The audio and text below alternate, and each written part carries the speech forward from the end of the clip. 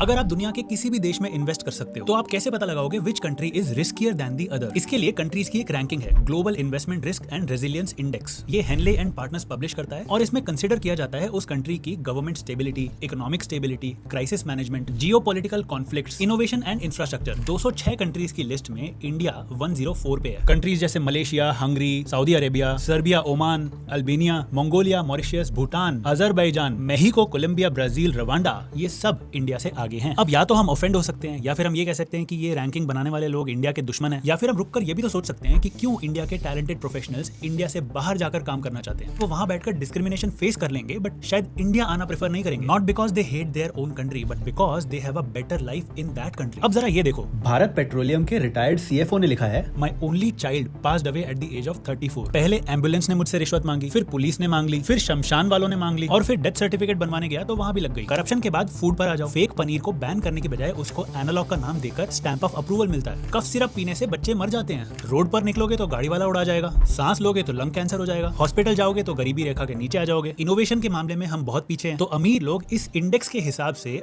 ऐसे कंट्रीज में इन्वेस्ट करते हैं जहां पर उनके पैसों पर ज्यादा रिटर्न मिले और कम टैक्सेस हो और उनके जीवन की थोड़ी ज्यादा कीमत हो। इसे कहते हैं सॉवरेन डाइवर्सिफिकेशन। और ये क्रिटिसिज्म हम इसलिए करते हैं ताकि हम इन प्रॉब्लम्स को एक्सेप्ट करें और अपने कंट्री को थोड़ा बेहतर बनाएं, ताकि कल को हमारे कंट्री में भी कोई इन्वेस्टमेंट करे।